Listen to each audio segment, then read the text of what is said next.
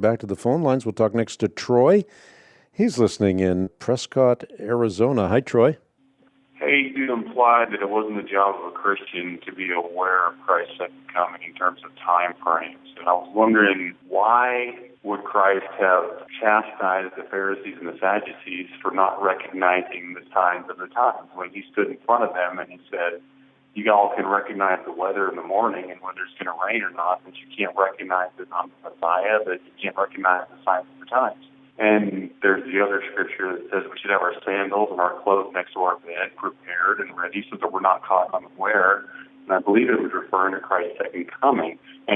Well, no, it's not referring to Christ's second coming at all. And that is certainly what skeptics have said, like Albert Schweitzer and Bart Ehrman, people who say that Jesus Christ is a false apocalyptic prophet. Quite obviously, in context, Jesus is talking about his coming in judgment, but that judgment being a judgment on Jerusalem and the temple. The context is very, very clear. So those who call him a false apocalyptic prophet and use that as the pretext are simply misguided.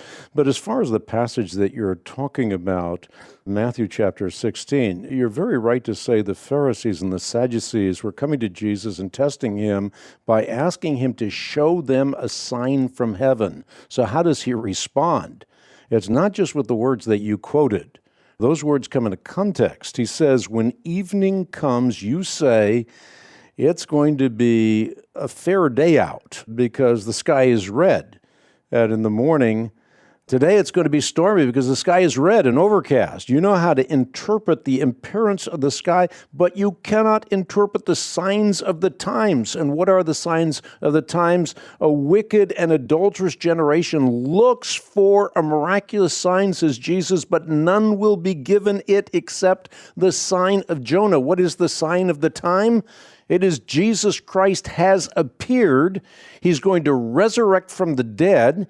He's doing miracles in their midst, and yet they are denying that he is the only one who can walk through the doorway of Old Testament prophecy. So they're denying Messiah in their midst when it's very clear that Messiah has landed and has inaugurated the kingdom. But they don't want the kingdom because they want their own thing going on. They want to make their own living and their own pomp and ceremony because of their position and their pride. And so they're denying Messiah in their midst, and Messiah is very, very clear.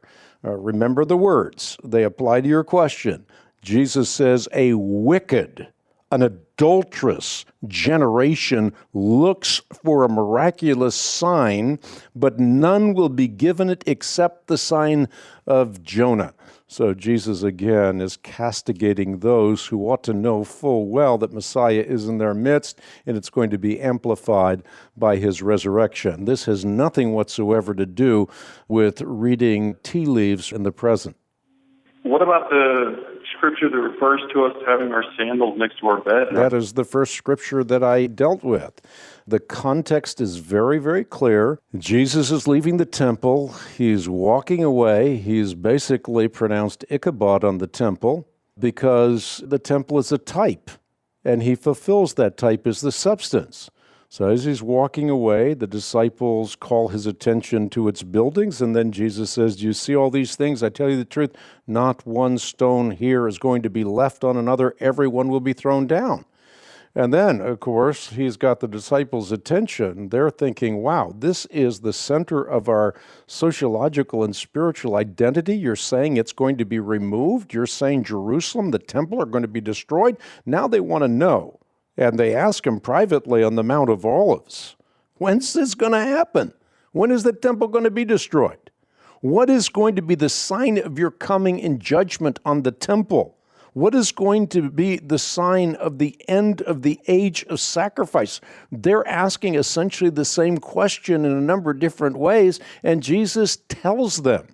He gives them all kinds of warnings about what is going to happen, and he uses the language of the Old Testament prophets that had to do with destruction of nations and cities. And he applies that language so clearly that no one who has ever read the Old Testament could mistake his meaning. And then he says it's all going to happen within a generation. So again, he's very, very clear that he's not talking about the 21st century. He's talking about what will happen when the temple and Jerusalem are destroyed. And that's why I pointed out to you skeptics like Bart Ehrman, because he misreads this text, either purposely or because he's benighted. But he misreads this text to try to demonstrate that Jesus Christ is a false apocalyptic prophet.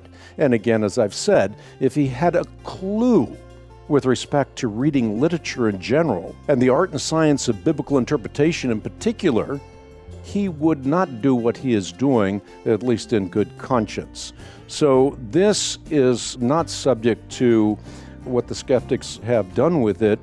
This is very clear, and certainly Christians who have read their Bible know this and know that this has nothing to do with the 21st century. It's by implication, of course, if Jesus Christ was right about his coming in judgment on Jerusalem, he's right about his second appearing. So it does look forward to an ultimate day when Jesus Christ will return. We'll be right back with more answers to your questions.